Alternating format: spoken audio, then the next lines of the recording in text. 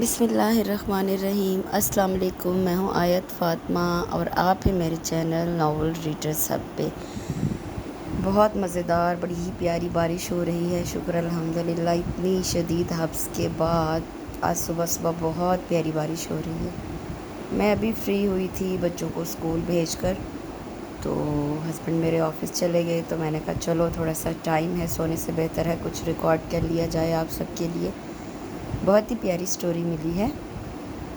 ماہنامہ شعاع میں یہ سٹوری آئی تھی اپریل 2013 کے شمارے میں۔ بہت ہی خوبصورت فرحانہ ناز ملک کا بڑا ہی پیارا ناول ہے یہ۔ دونوں کزنز ہوتے ہیں اور ایک دوسرے کے جانی دشمن ہوتے ہیں، لیکن نا دل میں بہت زیادہ ان کے پیار ہوتا ہے ایک دوسرے کے لیے، اسی پہ بیسڈ یہ بہت ہی پیاری سٹوری ہے یہ پاگل دل میرا۔ تو آپ لوگوں نے سن کے پڑھ کے مجھے کمنٹ سیکشن میں ضرور بتانا ہے کہ آپ کو یہ ناول کیسا لگا۔ مجھے آپ سب کے کمنٹس کا انتظار رہے گا۔ تو چلیے سٹارٹ کرتے ہیں یہ پاگل دل میرا بائی فرحانہ ناز ملک۔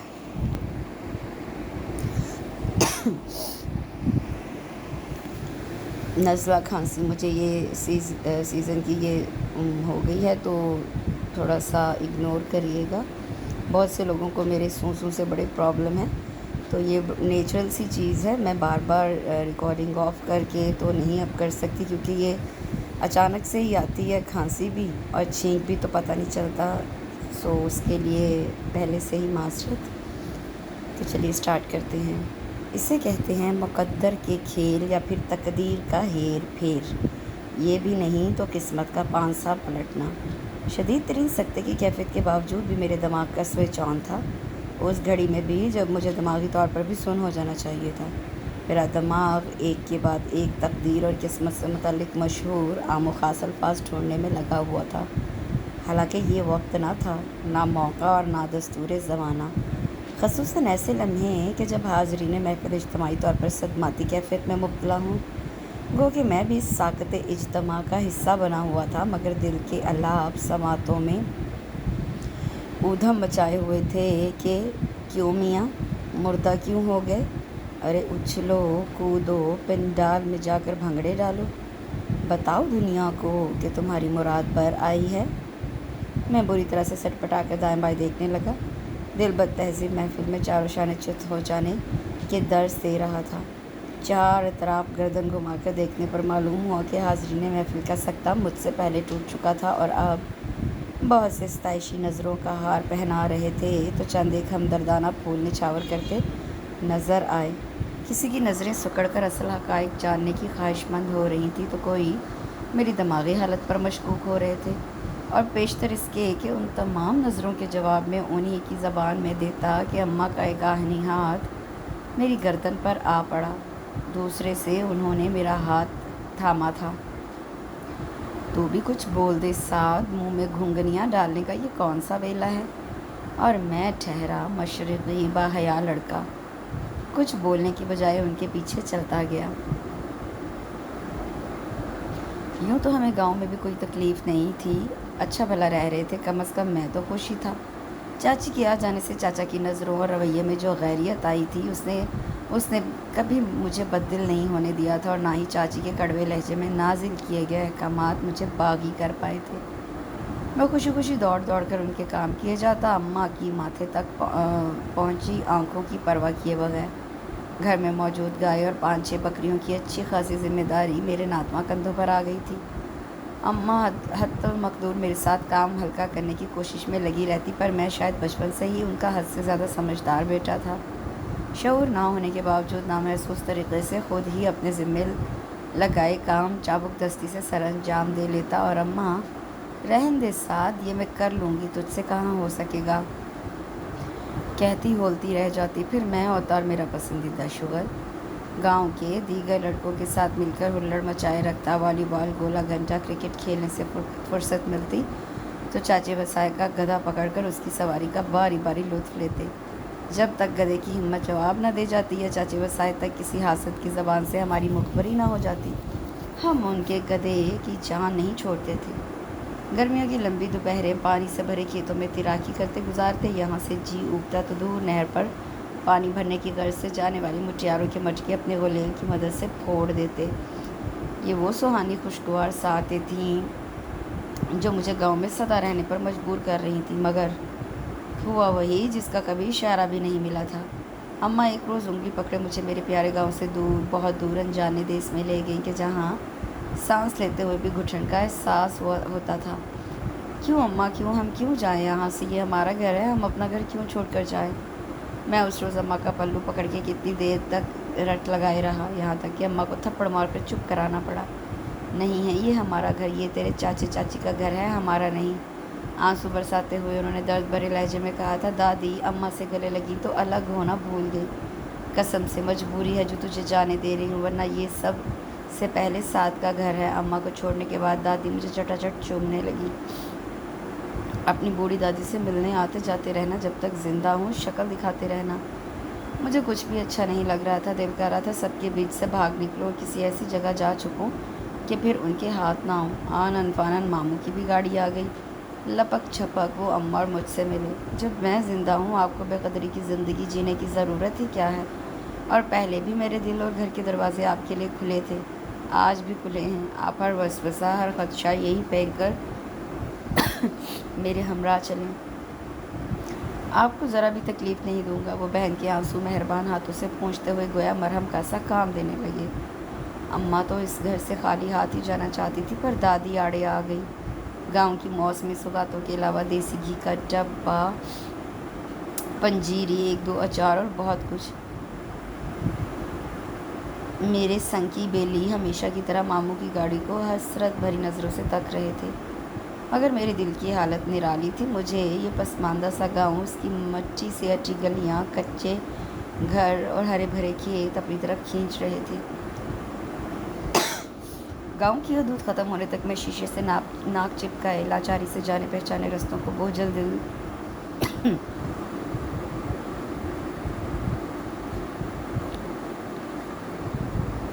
دل لیے الوداع کہتا رہا۔ ماموں کی زبانی کھینچے گئے نئی زندگی کے نقشے صرف اماں ہی سنتی رہیں، اور پھر گاؤں ہمیشہ ہمیشہ کے لیے چھوڑنے کے بعد گاؤں چھوڑنے کی وجہ بھی مجھ سے پوشیدہ نہ رہی۔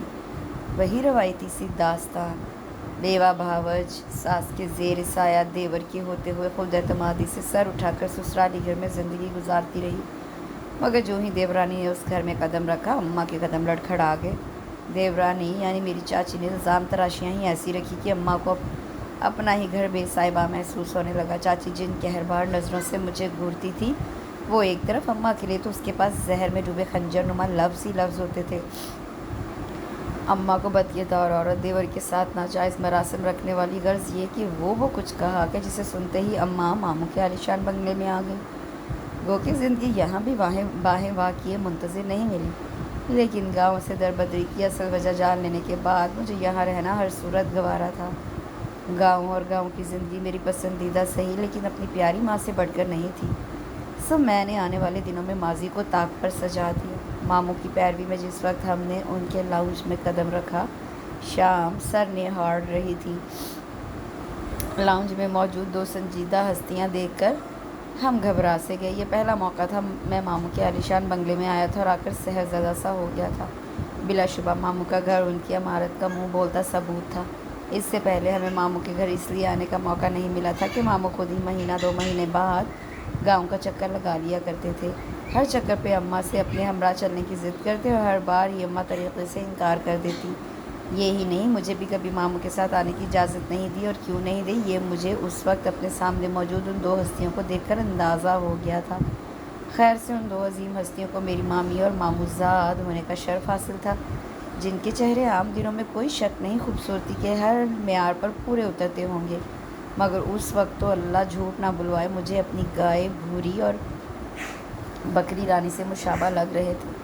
وہ دونوں بھی جب اڑیل ہو کر غصے میں آتی تھی تو یوں ہی چتون بنا لیتی تھیں، جیسے مامی اور ماموزاد کے ابرو تنے ہوئے تھے۔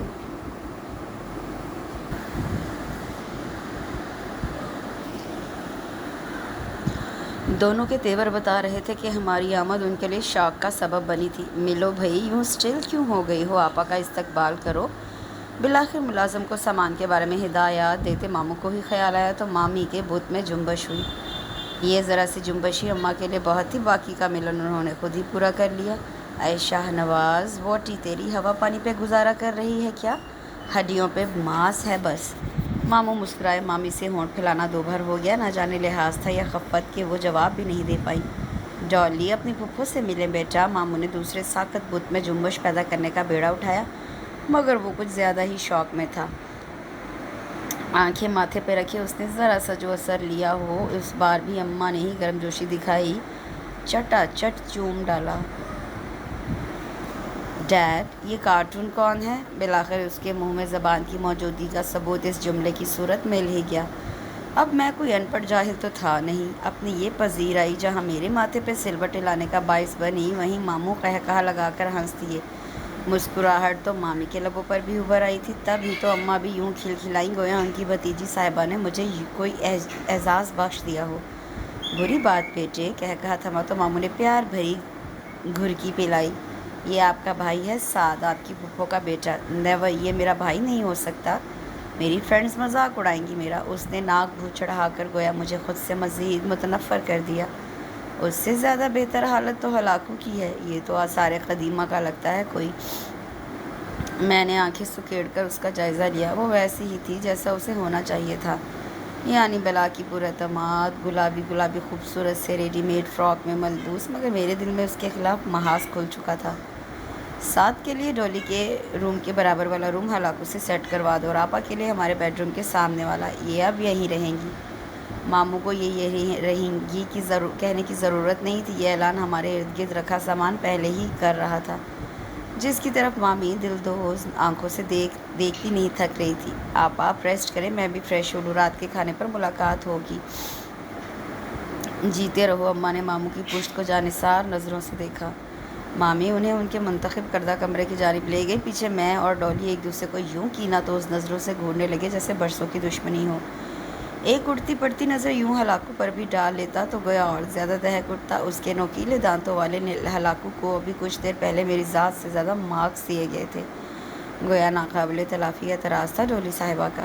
شام کا وقت تھا، لان میں چائے پی جا رہی تھی۔ جب سے ہم آئے ہوئے تھے ماموں آفس سے جلدی اٹھاتے تھے، ابھی بھی وہ اماں کے ساتھ ماضی کی خوشگوار یادوں میں گم تھے۔ مامی خاموشی سے چائے پی رہی تھی، جبکہ میرے اور ڈولی کے درمیان اول روز والی نظروں کا تبادلہ جاری تھا، اور نہ جانے کتنی ہی دیر جاری رہتا کہ ماموں نے میرے اسکول کے ایڈمیشن کا تذکرہ چھیڑ کر میری توجہ بانٹ لی۔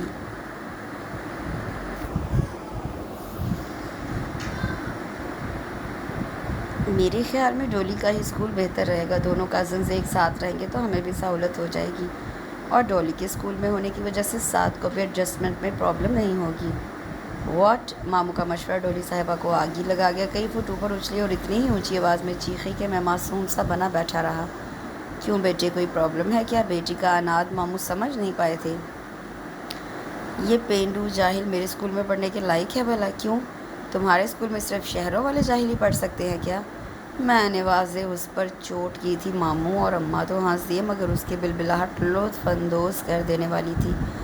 ماموں اور اماں کے نزدیک ہماری یہ بے ضرر سی نوک جھونک کم عمری کی وجہ سے تھی، مگر وہ بے خبر تھے کہ ہم دونوں ایک دوسرے کے دشمن بنتے جا رہے تھے۔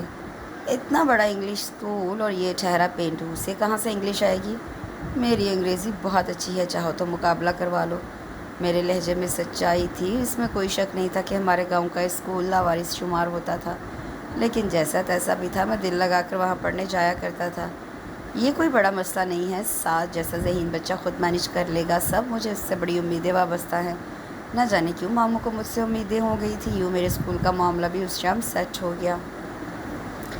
مامی بھی گو کہ ڈولی کی ہمنوا تھی، لیکن انہوں نے بھی اعتراض نہیں کیا، اور اتنا تو میں سمجھ ہی گیا تھا کہ اپر کلاس کی عام بیویوں کی طرح مامی ماموں پر حکم چلانے کی عادی نہیں تھی، یا یوں کہنا چاہیے کہ ماموں نے یہ عادت مامی کو پڑھنے ہی نہیں دی تھی، کیونکہ ماموں کی یہ ساری جائیداد دولت ان کے اپنے زور بازو کا نتیجہ تھی، مامی کے جہیز کا کرشمہ نہیں۔ بے شک مامی کا میکا بھی اعلیٰ حیثیت کا حامل تھا، مگر ماموں کے اسٹیٹس کے ساتھ لگا اعلیٰ ان کی اپنی محنت کا نتیجہ تھا۔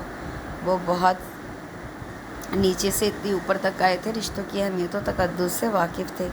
سب مصروفیات کے ریلے میں گم ہو جانے کے باوجود بھی گاؤں بیٹھی بیوہ بہن اور یتیم بھانجے سے بھی ملنے نہ صرف جا پہنچتے تھے، بلکہ وقت ضرورت اپنے پاس بھی لے آئے تھے اور یہاں لا کر صرف فرض کی ادائیگی سمجھ کر بھری نہیں ہو گئے تھے، بلکہ ہر ممکن طور پر ان کی خیر خبر بھی رکھتے تھے۔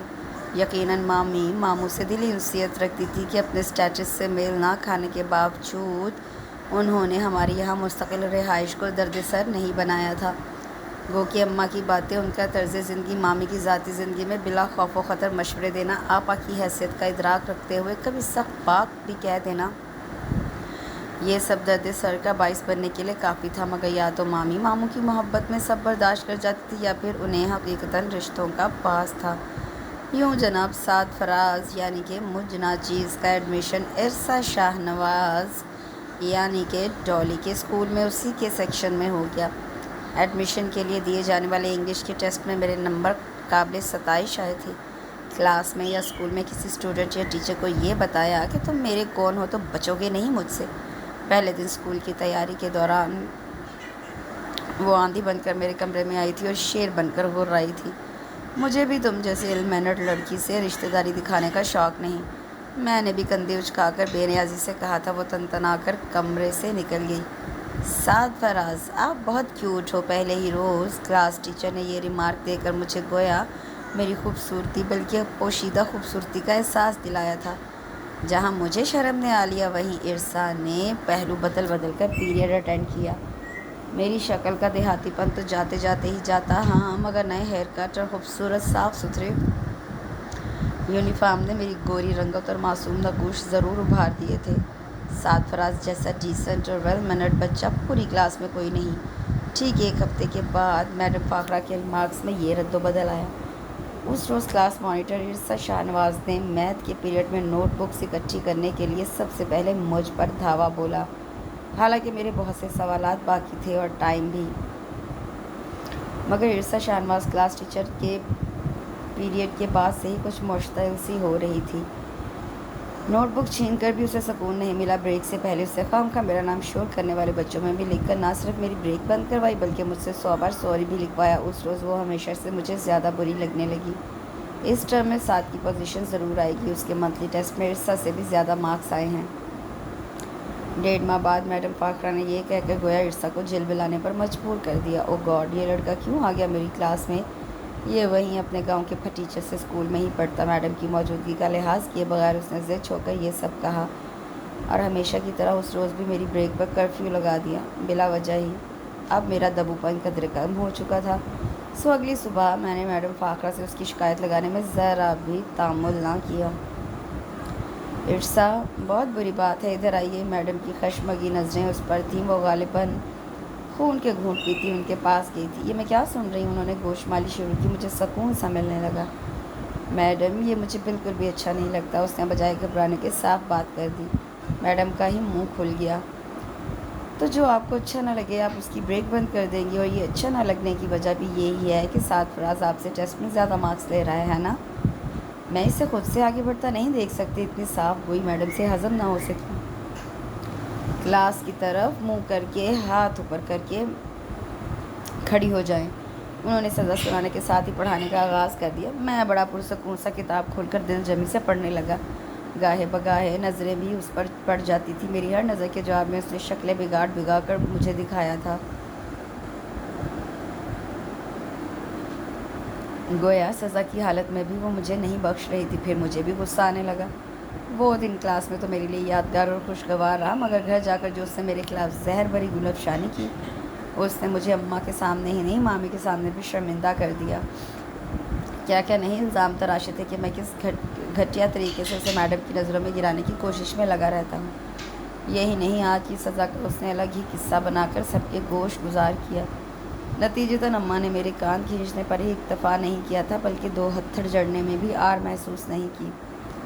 مامی نے حسب توفیق کو حسب عادت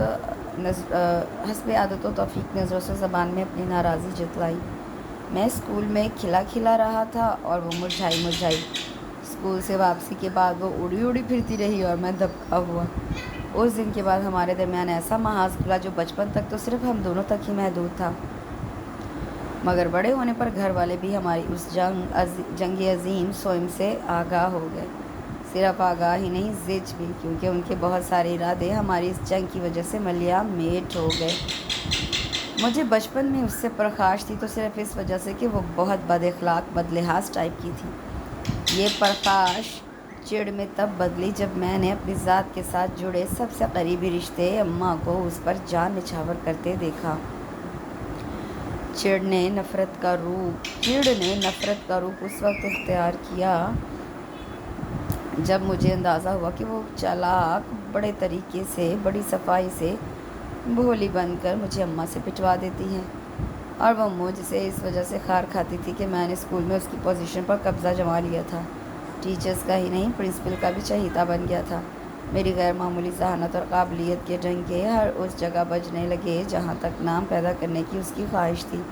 سب سے بڑا دھچکا اس کو میری ذات کی وجہ سے یہ ملا کہ ماموں مجھ پر زیادہ مہربان ہو گئے تھے، یعنی میری حیثیت گھر میں اس کے برابر ہو گئی، اور یہی بات سب سے زیادہ ناقابل برداشت ثابت ہوئی۔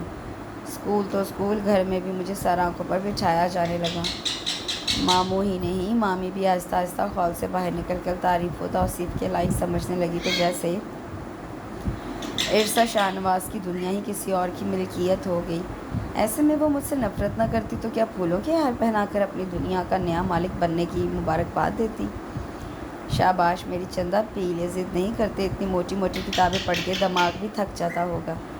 میں تو کہتی ہوں بس چھوڑیے ڈاکٹری پڑھنا، سکون سے گھر بیٹھ۔ لڑکی کا پڑھا لکھا کس کام کا جب کرنی وہی، لائیں دے پھپھو میں یہ پی لیتی ہوں۔ اس سے زیادہ ارسا میں سننے کا حوصلہ نہیں تھا۔ طبیعت اتنی مزمحل بخار سے نہیں ہو رہی تھی جتنی پھپھو کی استعمار داری نے کر دی تھی۔ اوپر سے ان کے لیکچر، تب ہی تو اس نے دودھ میں دیسی گھی گھلے ہونے کے باوجود گٹاگٹ ایک ہی سانس میں چڑھا لیا۔ قریب ہی لیپ ٹاپ پر مصروف سات فراز نے باقاعدہ سر ہلا کر اپنی اماں کے حوصلے کی داد دی تھی، جو ارسا جیسی فن خوان لڑکی کو رام کرنے میں ہمیشہ کامیاب رہتی تھی۔ لا سر دبا دوں، بلکہ اٹھ تیل کی مالش کر دوں، سر میں کیسے سوکھے سڑے بال ہو رہے ہیں۔ موئی پڑھائی یہ تو نہیں کہتی کہ سر میں تیل بھی نہ لگایا کرو، بالوں کا ستیہ ناس کر دیا۔ ذرا سہارے سے اٹھ کر بیٹھ۔ میں نہیں پھپھو۔ ساتھ کی توقع کے عین مطابق ارسا نے اماں کی چلتی زبان سے گھبرا کر بیچ میں ہی انہیں روک دیا تھا۔ یہ جو اتنا بھاری برف دودھ آپ نے پلایا ہے، یہ مجھے اگلے 2 گھنٹے تک اٹھنے دے گا؟ اٹھوں گی تو کیا آ جائے گی؟ سچ میں میرے دل پر جم گیا ہے۔ واقعی اس کی شکل بھی ایسی ہی بیچاری سی ہو رہی تھی۔ اماں کی انگلی ناک پر ٹھہر گئی۔ یہ آج کل کی نسل ہے۔ انہوں نے دائیں بائیں سر ہلا کر شدید تعصب کا اظہار کیا۔ دیسی گھی والے دودھ سے اس کو کیا آ رہی ہے؟ ارے طاقت والی غذائیں نہیں کھاتی ہو تبھی تو ہڈیاں ہی ہڈیاں ہیں۔ ایک ہمارا زمانہ تھا، یہی دودھ مکھن دیسی گھی کھا کھا کر کیا صحت بن جاتی تھی ہماری، اور آج کل کی لڑکیاں۔ اس موضوع کو زیادہ دور پکڑنا تھا۔ ارسا نے بڑی بے چارگی سے ان کے گھٹنے پر دھرا اپنا سر ایک طرف کو ڈھلکا لیا تھا۔ اچھا چل میں اپنی بچی کا سر دبا دوں، کچھ تو سکون ملے گا۔ سعد نے چٹتی سی نظر اپنی ماں اور ماموں ذات پر ڈالی، جس کے نخرے بیماری میں آسمان کو چھونے لگتے تھے، اور اس کے لیے غصہ کا باعث اپنی ماں کا رویہ بنتا۔ اتنے لاڈ اس نوابزادی کے مامی نہیں اٹھاتی تھی جتنے اماں، اور وہ محترمہ بھی حق سمجھ کر وصول کیے جاتی، اوپر سے نخرے الگ۔ چھینک آنے پر بھی محترمہ پریشان ہو جاتی تھی۔ اب تو 3 دن سے ٹیمپریچر تھا، کیسے نہ لاڈ اٹھواتی۔ ابھی بھی اماں زبردستی اسے کمرے سے پکڑ کر یہاں لاؤنج میں لے آئی تھی کہ بچی اپنے کمرے میں پڑی پڑی تھک گئی ہے، تھوڑا آب و ہوا بدل لے۔ لاؤنج میں پہلے سے بیٹھے سعد کے حلق تک میں اماں کی اس عنایت کو دیکھتے ہوئے کڑواہٹ گھل گئی تھی۔ آب و ہوا کا تو یوں کہنی تھی جیسے مری میں لے آئی ہوں۔ بظاہر اپنی مصروفیت میں مگن وہ خود کو یہ سوچنے سے باز نہ رکھ سکا، اور ان محترمہ کی اداؤں کے کیا کہنے، یوں ڈھیلی ہوئی پڑی تھیں جیسے آخری وقت قریب آ گیا ہو۔ اور چونکہ یہ تو طے تھا کہ جب تک اماں ارسا سے لاڈ جتلائیں گی وہ یوں ہی کڑتا رہے گا، سو اس سے بہتر اس سے لاؤنج سے اٹھ جانا ہی بہتر سمجھا۔ اب ہو گئے کام۔ اماں کے کچن میں آتے ہی ہلاکو بڑبڑایا تھا، مگر یوں کہ اماں نہ سن سکیں۔ پر کیا کیا جا سکتا تھا کہ انہیں ہلاکو کے ہلتے لب ہی مشکوک کر گئے۔ کیا بولا تو؟ ان کے تیور کڑے ہونے میں لمحہ لگا ہے۔ یہی کہ آپ نے کچن میں قدم رنجہ فرما لیا، اب سارے کام آرام سے ہو جائیں گے۔ ہلاکو نے لب چبائے تھے۔ جا ارے بڑا فرما بردار کہیں کا، جیسا نام ویسے کام، اتنا پکاتا نہیں جتنا کھاتا ہے۔ اسی بات سے تو کچن میں آ جاتی ہوں، مجھے دیکھ کر شرما حضوری تیرے اس سرونگ پہ پھاٹک تو لگ جاتا ہے۔ اماں لحاظ کرنے کی عادت تو تھی نہیں۔ ہلاکو کے بڑبڑانے میں مزید اضافہ ہوا۔ جا اب باہر، ساتھ بلا رہا تھا تجھے۔ اس کے بڑبڑانے سے اماں کا سر دکھنے لگتا تھا۔ تبھی چلا کر بولی تھی۔ وہ صافی سلیب پر پھینکتا پھولے منہ کے ساتھ کچن سے باہر نکلا۔ میرے بجائے ہلاکو نام انہی کا ہونا چاہیے تھا۔ زبان سے چنگاریاں چھوڑتی ہیں، مجال ہے اگلا بچ جائے۔ یہ جملے ہلاکو نے محض سوچنے پر اکتفا کیا۔ کہنے کی غلطی کرتا تو بچت مشکوک ہو جاتی۔ لاؤنج میں مامی سے مڈ بھیڑ ہو گئی۔ جلدی میں معلوم ہوتی تھی۔ سنو، مجھے بھائی بلا رہے ہیں، ہلاکو نے حکم سننے سے پہلے اطلاع دی۔ ارے ہاں، مامی کو کچھ اور یاد آ گیا۔ ساتھ کی ہی طرف تو بھیج رہی تھی تمہیں، اب خود ہی چلی جاتی ہوں۔ اس کا مطلب تھا ہلاکو کا ساتھ کے پاس جانا بیکار تھا۔ مامی نے کہتے ہی قدم بھی سیڑھیوں کی جانب موڑ لیے۔ ہلاکو وہیں لاؤنج میں ٹی وی کے آگے جم گیا۔ کچن کی فضا نامواقف تھی، ورنہ اس کا کام کچن میں ہی ہوتا تھا اس وقت، جو کہ اماں کی موجودگی کی وجہ سے ممنوع بن چکا تھا۔ ہمیشہ ٹپ ٹاپ سے رہنے والے ساتھ کو بالکل رف سے حلیے میں دیکھ کر مامی بے ساختہ مسکرانے لگی۔ نہائے دھوئے، شیو بنائے بغیر، نائٹ سوٹ میں، اگرچہ کاغذ قلم کے ساتھ نبرد آزما تھا، مگر تھا بستر میں۔ تو سنڈے منایا جا رہا ہے، مامی نے پیار بھرے انداز میں کہا۔ پھر بھی وہ جھیپ سا گیا۔ نہیں، بس وہ کمبل آہستگی سے پرے ہٹاتا، بکھرے بالوں میں انگلیاں چلاتا وہ بیڈ پر سے اتر آیا۔ مامی کا رویہ بلا خوشگوار سہی، مگر اسے ان سے بات کرتے ہوئے جھجک ضرور ہوتی تھی۔ اوپر سے اس کے کمرے میں بھی خال ہی آیا کرتی تھی، اور اتوار کو تو کبھی آئی ہی نہیں تھی۔ تبھی تو اپنے اجڑے حلیے کی وجہ سے شرم آ رہی تھی۔ ناشتہ کر لیا تم نے؟ دن چڑھ آیا تھا، ساتھ پر ایک بار پھر شرم حملہ آور ہوئی۔ نہیں ایکچولی ابھی چلو کوئی بات نہیں، میں ہلاکو کو بھیجتی ہوں، اس کی بات کاٹ کر انہوں نے کہا۔ وہ ہونٹ سکوڑ کر انہیں دیکھے گیا۔ لیکن پھر تمہیں ایئرپورٹ جانا ہوگا۔ وہ کس سلسلے میں اس کے کان کھڑے ہو گئے۔ لگ رہا تھا خاص مہمانوں کی آمد ہے، پھر بھی پوچھ لیا۔ ہاں، آپ آ رہی ہیں میری ناروے سے، تم انہیں ریسیو کر لینا۔ اپنے ماموں کی مصروفیات کا تو تمہیں پتہ ہی ہے، میں بھی نہیں جا سکتی۔ اب تم ہی ہو جو انہیں لینے جا سکتے ہو۔ چلا جاؤں گا، اب ٹائم بتا دیجیے۔ اس قسم کے فضول کاموں سے چڑ ہونے کے باوجود بھی اسے ہاں کہتے بنی کہ نہ کہنے کا سوال ہی پیدا نہیں ہوتا تھا۔ مامی کو کبھی کبھی ضرورت پڑتی تھی کسی کام کے لیے، اور وہ ان کے لیے ان کبھی کبھی کے کاموں پر انکار کرنے کا سوچ بھی نہیں سکتا تھا۔ ابھی بھی مامی اس کی تابعداری پر سر تاپا نثار ہوتی۔ فلائٹ کا ٹائم بتا کر باہر چلی گئی تو وہ دھب سے بیڈ پر گر سا گیا۔ مامی کی یہ آپا آج سے پہلے تو ظہور پذیر نہیں ہوئی کبھی۔ جو باتیں سوچنے کی عادت نہیں تھی وہی باتیں وہ سوچنے لگا۔ کمرے میں داخل ہوتے ہی دھچکا سا لگا۔ الماری سے کپڑے ابلے پڑے تھے تو بک ریک سے کتابیں باہر آہو فغاں میں مصروف تھیں۔ یہی نہیں، اس کی رائٹنگ ٹیبل پر ترتیب وار رکھی ہر شے جنگ و جدل کے بعد کا منظر پیش کر رہی تھی۔ سائڈ ٹیبل پر ہمیشہ شان سے سجی رہنے والی اس کی تصویر کا فریم اوندھا ہوا پڑا تھا۔ کون آ سکتا تھا اس تخریب کاری کا ذمہ دار سوائے اس کے؟ ارسا شاہ نواز، اس نے باقاعدہ دانت پیس کر کہا۔ کون کہہ سکتا ہے تم اتنے ڈیسنٹ آدمی کی بیٹی ہو؟ تیر کی طرح باہر کی جانب لپکا اور دھڑا دھڑ سیڑھیاں روندی۔ لاؤنج میں وہ نظر آ گئی، مگر اس کی طرف تیزی سے اٹھتے اس کے قدموں کو زبردستی تھمنا پڑا۔ مائی گاڈ! سعد کا دل دھک سے رہ گیا۔ اسکول کے زمانے کی اس کی ڈائری اس وقت ارسا کے ہاتھوں میں تھی۔ یہ ڈائری اسے بہت عزیز تھی۔ اس میں اس نے اپنی یادداشتیں ہی نہیں، کم عمری کے دور کی اپنی شاعری بھی لکھ رکھی تھی، جو اس وقت ارسا لہک کر حاضرین محفل یعنی ماں، مومو، مانی، اماں اور ہلاکو کو سنانے میں مصروف تھی۔ ہر شعر کے خاتمے پر باقی سب تو مسکراتے، اس کی کل کل کرتی ہنسی گونج اٹھتی۔ سعد کا فشار خون تیز کرنے کے لیے یہی بہت تھا۔ وہ ایک دم سے آگے بڑھا۔ ارے سعد، تم! سب سے پہلے مامی کی ہی نظر اس پر پڑی۔ ارسا چند قدم فاصلے پر جا کھڑی ہوئی تھی۔ اس کے تاثرات لگ ہی اتنے خوفناک رہے تھے۔ سعد باؤ، آپ تو کمال کے شاعر ہو۔ وہ کیا کہتے ہیں، چھپے رستم۔ ہلاکو کی یہ تعریف اسے جلا ہی گئی۔ ہلاکو ٹھیک کہہ رہا ہے سعد، یقین نہیں آ رہا MBA کے اسٹوڈنٹ کے یہ شوق بھی رہے ہوں گے۔ ماموں کی مسکراہٹ اسے اپنا مذاق اڑاتی محسوس ہوئی۔ آگے سنیے یہ والا۔ کہتے ہی ارسا نے اسے مزید سیخ پا کر دیا۔ ڈائری دو میری۔ بنا کسی کا لحاظ کیے وہ اس کے سر پہ جا کے غرایا۔ کیوں؟ اتنی اچھی شاعری سے تم نے دوسروں کو کیوں محروم کر رکھا ہے؟ سنانے دو نا۔ آنکھیں پٹ پٹا کر اس نے یوں کہا کہ سعد کا دل اس کا گلا دبانے کو مچل اٹھا۔ میں کہہ رہا ہوں میری ڈائری دو۔ وہ ایک ایک لفظ پر زور دے کر بولا، اتنا گرم کیوں ہو رہے ہو؟ کوئی گناہ تھوڑی کیا ہے، بلکہ الٹا میرا احسان مانو، میں نے تمہاری پوشیدہ خوبی سب پر آشکار کر دی۔ بلکہ اگر تم یہ ڈائری مجھے دے دو تو میں ساری شاعری اخبار میں چھپوا دوں، مشہور ہو جاؤ گے۔ تم میرے کمرے میں گئی کیوں تھی؟ بلا اجازت تم نے میری چیزوں کو چھیڑا، میری ڈائری بغیر مجھے اٹھا لے، اور ابھی بھی کہہ رہی ہو گناہ نہیں کیا۔ اسے کتنی مشکل ہو رہی تھی اپنا اشتعال چھپا کر یوں ٹھنڈے لہجے میں بات کرنا، یہ وہ خود اندازہ کر سکتا تھا یا سامنے کھڑی عرصہ شاہنواز، جس کے چہرے کے تاثرات چیخ چیخ کر بتا رہے تھے کہ وہ اسے یوں مشتعل کر کے کتنا حظ اٹھا رہی ہے۔ ڈیڈی سمجھائیے نا اسے، عرصہ نے منمنا کر ماموں کو مدد طلب نظروں سے دیکھا۔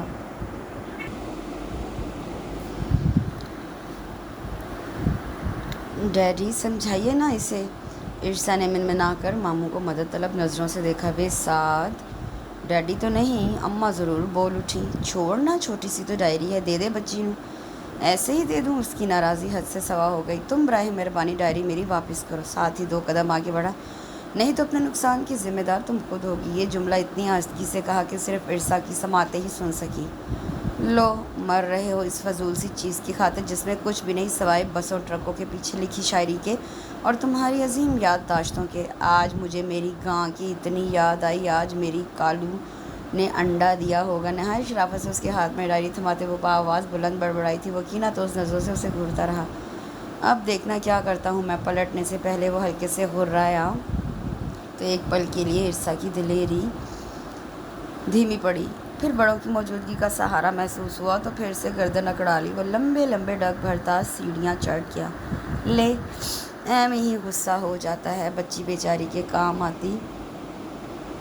لے گیا چھین کر۔ اماں کفے افسوس ملتی رہیں۔ عرصہ کی شکل پہ اب فکر مندی نمایاں تھی۔ سعد نے اسے بخشنا نہیں تھا، اور سعد واقعی نہ بخشتا اگر خصوصی مہمانوں کی آمد نہ ہوتی۔ ان مہمانوں کو وہ خود ہی ایئرپورٹ سے لے کر آیا تھا۔ چاکو چوبنسی آنٹی، جنہیں مامی کی آپا ہونے کا اعزاز حاصل تھا، سارا رستہ اس کا انٹرویو لیتی آئی تھی، تعلیمی قابلیت سے لے کر شجرہ نسب تک اور کمرے سے لے کر پسندیدہ کھانے تک انہوں نے کیا کچھ نہیں اگلوا لیا تھا اسے۔ لگتا ہے کونڈولیزا رائس کی اسسٹنٹ رہی ہیں۔ صحیح معنوں میں اسے پسینہ آ گیا تھا۔ رہی صحیح کسر آنٹی کی بیٹی نے پوری کر دی تھی۔ واو! اپنے اماں ابا کا لحاظ کیے بنا اسے دیکھتے ہی وہ پھیکی مولی کی رنگت والی ادا سے بولی، اٹالین لوک۔ سن کر اس نے ایکسیلیٹر پر پاؤں بڑھا دیا تھا۔ ناپسندیدہ لوگوں کے درمیان وقت کیسے کھینچ تان کر گزرتا ہے، اس کا احساس اسے اس دن ہوا۔ گھر کی طرف جانے والا راستہ ضرورت سے زیادہ لمبا ہو گیا تھا۔ آنٹی کے شوہر البتہ خاموش رہے۔ ننھی سی جان پر بڑا سارا سر اور اس پر ہیٹ لگائے وہ اچھے خاصے مسکین لگ رہے تھے۔ انہیں گھر چھوڑنے کے بعد سعد نے بھی گھر چھوڑنے میں تاخیر سے کام نہیں لیا۔ جس وقت آنٹی عرصہ کو لپٹا چمٹا کر سویٹ ہارٹ مائی باربی ڈول کا ورد کیے جا رہی تھی، وہ چپکے سے باہر کھسک گیا۔ اس کی برداشت سے باہر ہو رہا تھا۔ بیٹھو۔ ماموں کے کہنے پر اسے بیٹھنا بھی پڑ گیا، حالانکہ اتنی تھکاوٹ ہو رہی تھی کہ صرف نیند کا خیال تابع داری پر حاوی ہوا جا رہا تھا۔ بہت مصروف رہنے لگے ہو آج کل؟ ماموں کی نظریں کتاب پر تھی۔ سرسی سا جتلایا وہ شرمندہ ہو گیا۔ واقعی بہت دن ہو گئے تھے ماموں کا سامنا کیے ہوئے۔ حالانکہ مامی کی بہن اور بھانجی کے آنے سے پہلے وہ رات میں ضرور ہی ماموں کو سلام کے بہانے شکل دکھانے آ جایا کرتا تھا، پر اب گھر میں ٹکتا تو یہ فریضہ انجام دے پاتا۔ منہ اندھیرے جب گھر سے نکلتا، آنٹی اور آنٹی کی بیٹی سو رہی ہوتی اور رات گئے تب آتا جب وہ سو رہی ہوتی۔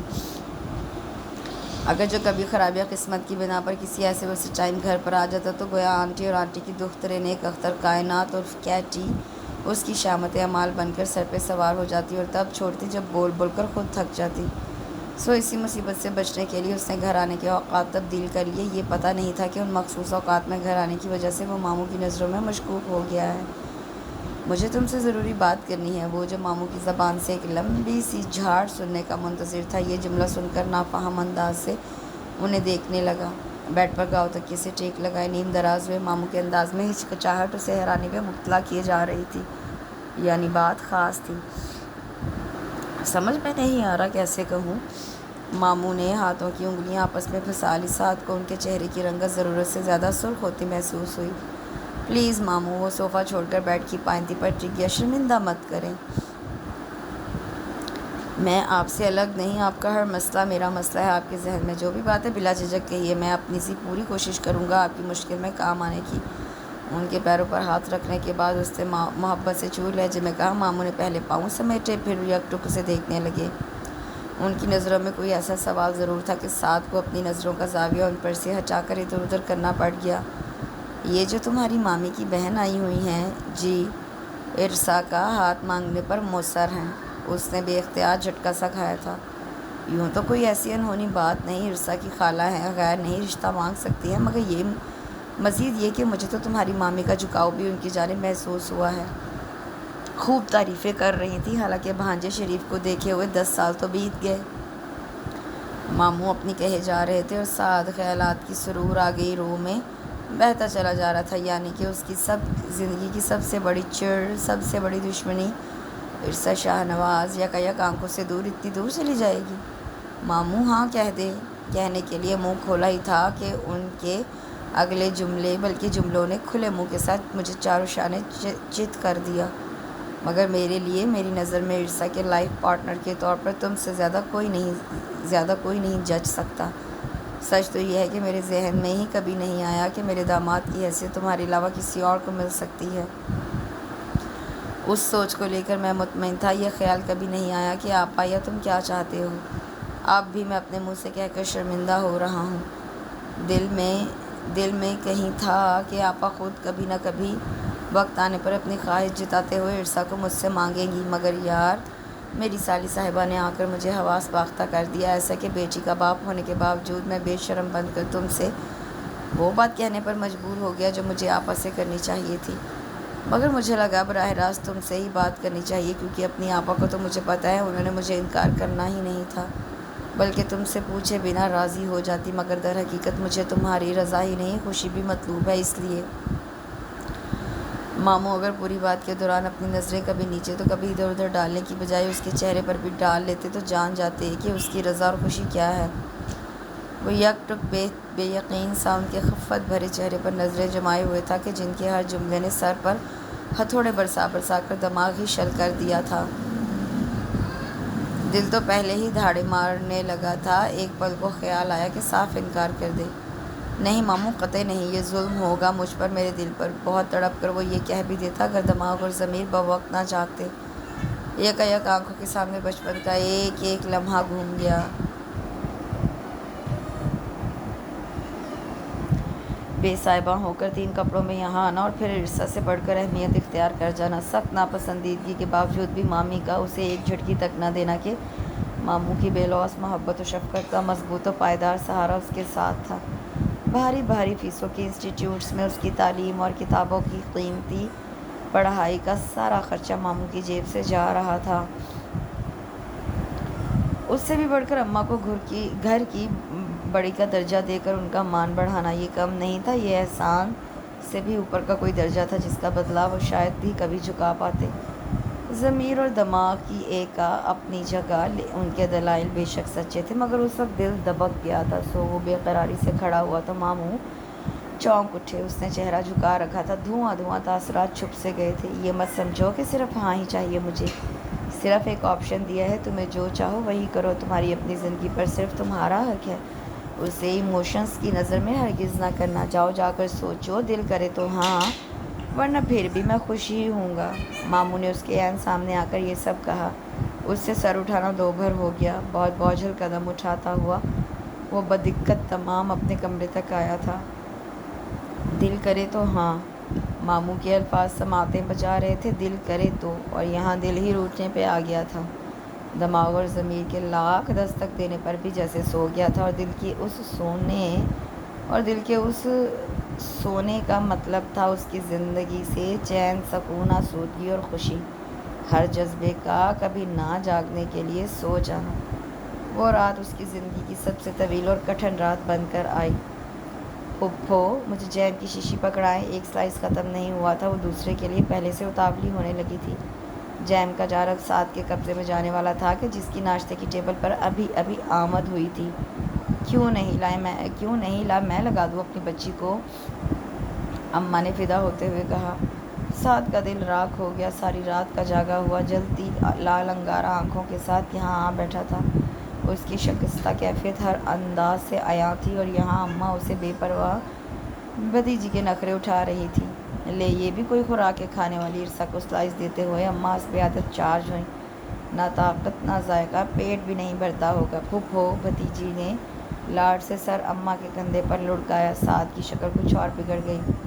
آپ چاہتی ہیں میں آپ کے بیٹے کی طرح کھا کھا کر پہلوان بن جاؤں تو یہ ممکن نہیں۔ اس کو جاپانی کشتی لڑنی ہوگی، مجھے نہیں۔ یوں ہی کرتی تھی وہ، بات کیا ہو رہی ہوتی وہ ذکر اس کا لے آتی، اس کی برداشت کا امتحان بن کر جو اب ختم ہو چلی تھی۔ کرسی زوردار آواز کے ساتھ گھسیٹ کر وہ کھڑا ہو گیا۔ ناشتہ کرو سعد، خالی پیٹ جاؤ گے کیا؟ ٹیبل پر مامی بھی موجود تھی۔ اس کے کھڑے ہونے کا نوٹس سب سے پہلے انہوں نے لیا۔ اور یہ کیا حالت بنا رکھی ہے تم نے؟ طبیعت تو ٹھیک ہے تمہاری؟ بالآخر اس کی دگرگوں ہوتی حالت صرف مامی ہی نہیں، اماں اور عرصہ کی نظروں میں بھی آ گئی۔ وہ بہت ٹپ ٹاپ سے رہنے والا اس وقت خاصی مخدوش حالت میں تھا۔ تیری طبیعت تو ٹھیک ہے، بخار تو نہیں ہو رہا؟ موسم بھی آیا ہوا ہے، بخار کا آتی سردیاں یوں ہی پکڑ لیتی ہیں ضرور۔ اماں پلیز، اس نے اکتا کر اماں کو چپ کرایا۔ شکر تھا کہ ماموں ابھی تک نہیں آئے تھے ناشتے پر، ورنہ وہ ضرور بات کی تہہ تک پہنچ جاتے۔ کیٹی اور آنٹی تو 12 بجے سے پہلے جاگنا حرام سمجھتی تھیں۔ اچھا بیٹھو تو، خالی پیٹ کیوں جا رہے ہو؟ دودھ ہی پی لو۔ اس کے بڑھتے قدم مامی کو بوکھلاہٹ میں مبتلا کر گئے۔ اس کا بازو پکڑ کر لجاجت سے اسے اصرار کرنے لگی۔ دل نہیں کر رہا۔ اس کا لہجہ بجھا بجھا سا تھا۔ عرصہ نے خوب آنکھیں سکوڑ کر اسے سر تا پا جانچا۔ جانے دیجیے، موصوف کو عشق ہو گیا ہے۔ اور اس جانچنے کا جو نتیجہ اس نے بآواز بلند نکالا وہ سعد کو آگ ہی لگا گیا۔ بلا تاخیر وہ اس کے سر پر جا کھڑا ہوا۔ Shut up, shut up! دانت پیس پیس کر اس نے اس انداز سے کہا جیسے بہت جبر کر رہا ہو خود پر، ورنہ بوٹیاں کر ڈالتا۔ اس کی آنکھوں سے نکلتے شرارے دیکھ کر عرصہ فوراً سنجیدہ ہو گئی۔ وہ بہت بدلا ہوا سا لگ رہا تھا، روٹھا روٹھا، بیمار اور شکست خوردہ۔ عرصہ سے اس کی چپلش ضرور رہتی تھی، مگر جو چنگاریاں اس وقت اس کی آنکھوں سے نکل رہی تھی وہ آج سے پہلے اسے کبھی محسوس نہ ہوئیں۔ کھسک گیا ہے پھپھو، ڈونٹ وری! اسے ساکت کھڑا دیکھ کر وہ روانی میں کہہ کر تیزی سے باہر چلی گئی۔ مائی فٹ! وہ دل ہی دل میں بےچتاب کھاتا کرسی کو ٹھوکر مار کر کہیں سے کہیں لڑکاتا باہر چلا گیا۔ پیچھے اماں اور مامی ساتھ ساتھ کرتے لپکی تھی۔ چند لمحے پیشتر صاف شفاف نظر آنے والا آسمان پل بھر میں غبار آلودہ ہو گیا تھا۔ سیاہ بادلوں کے مرغولے آنن فنن چھا گئے تھے۔ وہ شکن آلود ماتھا لیے اماں کو ان کے حال پر چھوڑ کر بیزار ہوتا برآمدے میں ہرے بھرے بڑے بڑے گملوں کے ساتھ رکھی کرسی پر جا بیٹھا۔ اماں کی وجہ سے وہ آج گھر پر موجود تھا اور اماں ہی اس کے ہاتھ نہیں آ رہی تھیں۔ آپا کو ہلکی ہلکی حرارت ہو رہی تھی۔ میرے کہنے پر تو نہیں چلی، تمہیں ڈاکٹر کے پاس لے جاؤ۔ صبح میں مامی نے بتایا تھا، اور وہ کام چھوڑ کر اماں کو ڈاکٹر کے پاس لے جانے کی غرض سے گھر میں پابند ہوا بیٹھا تھا۔ کیٹی اور آنٹی کی موجودگی کے باوجود یہ رسک لیا، اور اماں آئے ہائے کہاں کا بخار! کیسا بخار؟ ہٹی کٹی ہوں، ایسی چھوٹی موٹی بیماریاں ہمارا کچھ نہیں بگاڑ سکتی۔ یہ تم نئی نسل نزاکت کا اشتہار لگائے پھرتی ہو، ایک چھینک آتی نہیں، ڈاکٹر کے پاس پہلے دوڑتے ہو۔ ٹھیک ہوں میں، تو خام خواہ!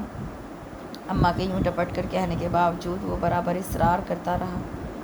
اس لمحے ساری فیملی آنٹی کے ہمراہ لان میں موجود تھی۔ سعد کی توجہ بظاہر اماں پر تھی، مگر اٹھتی پڑتی نظر لان میں ادھم مچاتی عرصہ شاہنواز پر بھی پڑ جاتی تو حلق میں کونین سی گھل جاتی۔ محترمہ مالی بابا کے سر کو آئی ہوئی تھی۔ وہ گوڈی کر رہا تھا۔ لان کے ایک حصے پر گھاس کاٹنے والی مشین موجود تھی۔ مالی کے لاکھ منع کرنے پر بھی عرصہ صاحبہ نے دوڑ لگا کر مشین سے آدھا لان گنجا کر دیا۔ ساتھ ہی اس کی کل کل ہنسی۔ سعد دانت پر دانت جمائے ضبط کی تفصیل بنا رہا۔ حالانکہ کیٹی سے اسے بہت گلے تھے، مگر اس وقت وہ بڑی سلجھی ہوئی لگی۔ اماں کی نا سے تو جو وہ زچ ہوا سو ہوا، دماغ میں دھواں۔ عرصہ شاہنواز کی یہ اوچھی حرکتیں دیکھ کر بھر گیا۔ وہ تھک ہار کر لان میں دور کرسی پر جا بیٹھا۔ اندر کی کھولن آس پاس کی کسی شے میں دلچسپی ہی نہیں لینے دے رہی تھی۔ اوپر سے آن کی آن میں دھند آلود ہو جانے والا آسمان، بارش، اور وہ بھی سردیوں کی، اسے بہت خوبصورت لگتی تھی، مگر کیا کیا جا سکتا تھا کہ آج دل کی ویرانیاں باہر کی ہر خوبصورتی پر حاوی ہو گئی۔ بارش! عرصہ کی خوشی سے بھرپور چیخ اس کے کان جھنجھنا گئی۔ اس نے خالی خالی نظریں لان کی طرف مرکوز کی، جہاں وہ مالی بابا اور اس کی موجودگی کو خاطر میں لائے بغیر چھلانگیں مار رہی تھی۔ یہ وہ نہیں جس سے میرے دل کی خواہش ہو، یہ وہ نہیں جو میری ذات پہ حکمرانی کرے، یہ وہ ہو بھی نہیں سکتی جس کے نام کے ساتھ سات فراز کا نام سجایا جائے۔ اس کے دل کا درد تجاوز کر گیا۔ اندر چلو، بارش ہو رہی ہے، سب اندر چلو۔ مامی تیز تیز قدم اٹھاتی اس کی جانب آ رہی تھی، پیچھے دوڑتی ہوئی اماں اور آنٹی بھی تھی۔ ارے تم کہاں جا رہی ہو؟ رکو، بارش میں نہانے میں کتنا مزہ آتا ہے۔ عرصا نے چٹک کر کیٹی کو مخاطب کیا تو وہ کلانچے مارتی برآمدے میں آ رہی تھی۔ نو، میرے لیے یہ انجوائمنٹ نہیں، ناقابل برداشت ہے، اس سے بھی حلق پھاڑ کر جواب دیا۔ عرصا اندر آؤ، مامی نے قدرے سختی سے چلا کر کہا۔ اندر آ میری بچی، کہا مان لے یہ سردیوں کی بارش ہے، فوراً بیمار ہو جاتا ہے بندہ۔ پر بچی اتنی تابیدار نہیں تھی کہ کہا مان لیتی، ڈھیٹ بنی پگھلتی رہی، سادگی برداشت جواب دے گئی۔ وہ کرسی دھکیلتا لمبے لمبے ڈگ بھرتا اندر کی جانب بڑھ گیا۔ جس کشمکش میں وہ ہفتہ بھر سے تھا وہ ایک دم سے سلجھی۔ دل نے ابھی فیصلے پر مہر لگا دی۔ وہ سنجیدہ اور صاف ستھری شخصیت کا مالک عرصا شاہنواز جیسی غیر سنجیدہ، امیچور اور شوخ لڑکی سے شادی نہیں کر سکتا تھا، کسی بھی حال میں نہیں۔ سعد پتر لیپ ٹاپ کی اسکرین سے توجہ ہٹ کر دروازے کی جانب مبذول ہوئی، جہاں اماں سر دیے کھڑی تھی۔ تو جاگ رہا ہے؟ ان کا چہرہ تمتما رہا تھا۔ جی۔ گھڑی 12 بجا رہی تھی، اتنی جلدی وہ کبھی نہیں سویا تھا۔ کام کر رہے تو وہیں کھڑے کھڑے ایک اور سوال موصول ہوا۔ سعد نے بے ساختہ آہ بھری۔ اماں کی موجودگی بلا سبب نہیں تھی۔ دو وجوہات ہو سکتی تھی، یا تو ان کی طبیعت گراں تھی یا پھر کوئی خوشی کی خبر شیئر کرنے آئی تھی۔ ان کی لو دیتی آنکھوں سے تو لگ رہا تھا کہ مؤخذ ذکر وجہ ہو سکتی ہے۔ نہیں اماں، آپ آ جائیے۔ وہ کرسی چھوڑ کر اماں کے پاس آئے اور ان کا ہاتھ پکڑ کر بیڈ تک لے آئے۔ انہیں بیڈ پر بٹھا کر خود ان کے سامنے کرسی گھسیٹ کر بیٹھ گیا۔ اتنی رات تک پڑتا ہے، اسی واسطے ہڈیاں نکل آ رہی ہیں، نیند جو پوری نہیں ہوتی، آنکھیں دیکھ صاف تھکی ہوئی لگ رہی ہیں۔ وہ مسکرائے بنا نہ رہ سکا۔ ٹھیک ہے میری ڈاکٹر اماں، اب بتا بھی دیں آپ کیوں خوش ہیں؟ اماں کی خوشی چھپائے نہیں چھپ رہی تھی۔ ہاں وہ، اتنا کہہ کر اماں نے قدرے توقف کیا، پھر اس کا چہرہ دونوں ہاتھوں میں تھام کر ماتھے پر بوسہ لے ڈالا۔ محبت کے یہ غیر ضروری مظاہرے سعد کو دال میں کچھ کالا کالا سا محسوس ہوا۔ ابھی میں تیری مامی کے پاس سے اٹھ کر آئی ہوں، بڑی ضروری باتیں کر کے۔ اچھا کون سی؟ تیری مامی کی یہ نیلے ڈیلوں والی بہن اپنے پتر کا رشتہ لے کر آئی ہے عرصا کے لیے۔ سعد کے ارد گرد خطرے کی گھنٹیاں ٹنا ٹن گونجنے لگی۔ پر میں نے سنتے ہی کہہ دیا کہ عرصا ادھر ادھر کہیں نہیں جائے گی۔ کیوں؟ اس نے ماں کی خوشی سے بے نیاز ہو کر رکھائی سے پوچھا۔ ارے بھولے پتر، وہ میرے ساتھ کے ساتھ جچے گی اور کسی کے ساتھ نہیں۔ تیری مامی کے کان میں ڈال دی بات سن کر مجھے تو خوش لگ رہی تھی، اور خوش ہوگی کیوں نہیں، آخر میرے ساتھ میں کوئی کمی ہے کیا؟ وہ مضطرب سا کھڑا ہو کر ٹہلنے لگا۔ چہرے کا تناؤ اندر کی کیفیت کھول رہا تھا۔ تبھی تو اماں کو چپ لگ گئی، حیران سی وہ اسے دیکھنے لگی۔ وہ ان کے گھٹنے پہ ہاتھ رکھ کر سامنے آ بیٹھا۔ اتنی بڑی بات کہنے سے پہلے آپ نے اپنے بیٹے سے پوچھا بھی نہیں کہ وہ کیا چاہتا ہے؟ وہ عجیب سے لہجے میں بولا۔ اماں کا صرف منہ ہی کھلا تھا، الفاظ شاید گم ہو گئے۔ مجھے عرصا سے شادی نہیں کرنی۔ اماں پتھرا سی گئیں، گویا کچھ سمجھ ہی نہ پا رہی ہوں۔ کیوں؟ کافی دیر کے بعد بولی تو آواز گلگیر ہونے لگی۔ بس میرا دل نہیں مانتا، مجھے عرصا نہیں پسند، میں نے اسے کبھی اس نظر سے نہیں دیکھا۔ اگر آپ کو مجھ سے محبت ہے تو دوبارہ نہیں کہیں گی۔ وہ صفاقی کی حد تک صاف گوئی سے بولا۔ اماں کا تمتماتا چہرہ بوجھ گیا۔ سعد نے غور ہی نہیں کیا۔ جس بے پایہ خوشی سے وہ گھری کمرے میں آئی تھی، اب اس سے زیادہ افسردہ اور رنجیدہ جا رہی تھی۔ یہ اچھا نہیں کیا سعد، تیرا ماموں آنسوں کے گولے نے آگے بولنے نہیں دیا۔ وہ تیزی سے دروازہ پار کر گئی۔ ان کے جانے کے بعد وہ ڈھیلے سے انداز میں چت بیڈ پر گر گیا۔ اماں کو خبر ہی نہیں تھی کہ ماموں اور اس کے بیچ یہ بات پہلے سے ہی نہ صرف ہو چکی تھی، بلکہ یقیناً ماموں اس کی جانب سے مستقل خاموشی اور اس کی حد سے بڑی سنجیدگی کو اس کا انکار سمجھ کر مایوس بھی ہو چکے تھے۔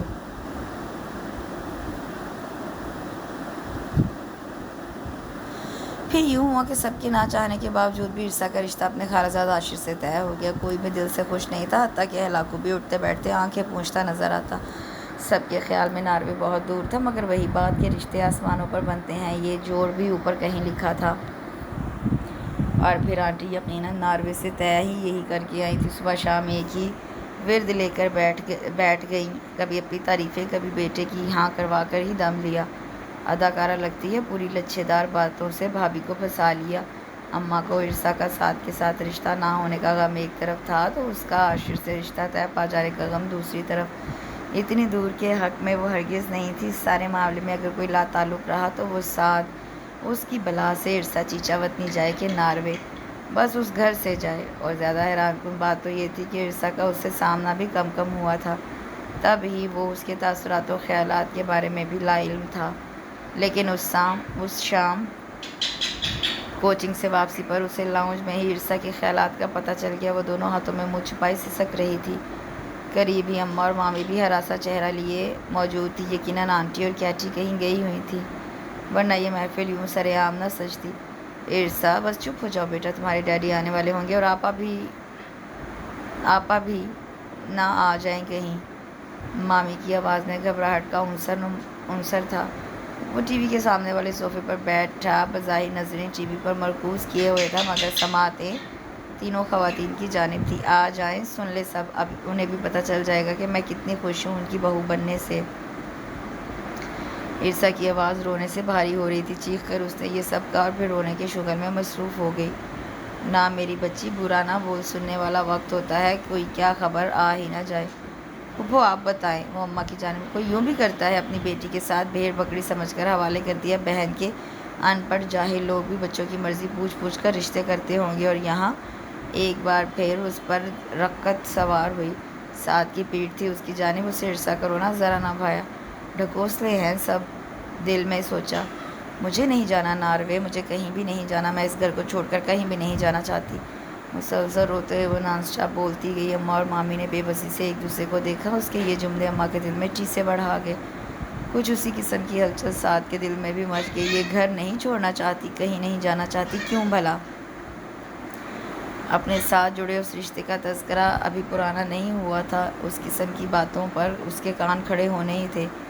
کوئی بھی مجھ سے پیار نہیں کرتا، نہ ممی ڈیڈی اور نہ پھپھو۔ آپ اگر کرتے ہوتے تو میرا رشتہ جان بوجھ کر اتنی دور نہ کرتے، وہ بھی ایسے بندے کے ساتھ کہ جس کی عادات کا بھی کسی کو نہیں پتہ۔ ناروے میں رہتا ہے، ضرور اسی رنگ میں رنگا ہوگا۔ اب کی بار اماں اور مامی ہی نہیں، سعد بھی دہل گیا۔ اللہ نہ کرے لڑکی کیا بولے جا رہی ہے، اب ایسا بھی اندھیر نہیں۔ سعد تم بتاؤ۔ بالکل اچانک اماں اور مامی کو چھوڑ کر وہ اس کے سامنے آ کھڑی ہوئی۔ سعد کو یہ امید نہیں تھی، فوراً سیدھا ہو بیٹھا۔ یہ سب صحیح کیا ممی ڈیڈی نے، ایسا کوئی کرتا ہے؟ تم ڈیڈی کو منع نہیں کر سکتے تھے؟ وہ متورم جھلمل سی آنکھیں اس پر جمائے نہ جانے کیوں ایسا کر رہی تھی۔ میں نظر بھر کر اسے دیکھنے کے بعد وہ گڑبڑا ہی نہیں، ڈگمگا بھی گیا۔ بھیگی آنکھیں، گلابی رنگت کچھ زیادہ ہی لال ہو رہی تھی، چھوٹی سی سو کرتی ناک۔ سعد کو نظر پھیرنے میں صدیاں لگ گئیں۔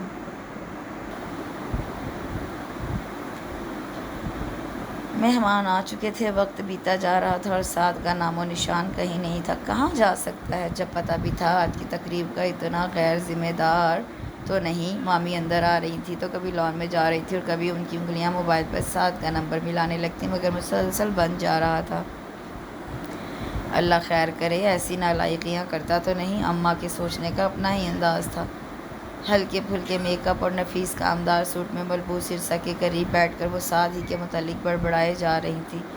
تقریب اتنے وسیع پیمانے پر منعقد نہیں کی گئی تھی۔ چیدہ لوگ تھے، دوست احباب اور رشتہ دار۔ جو گھر کی نرینہ اولاد کے درجے پر فائز تھا وہ غائب تھا۔ تھک ہار کر اماں کو ہی نہیں، مامی کو بھی ہولناک وسوسے ستانے لگے۔ شہر کے حالات سدھرے ہوئے نہیں تھے، نہ سعد کی ڈرائیونگ، بہت ریش ڈرائیونگ کرتا تھا وہ۔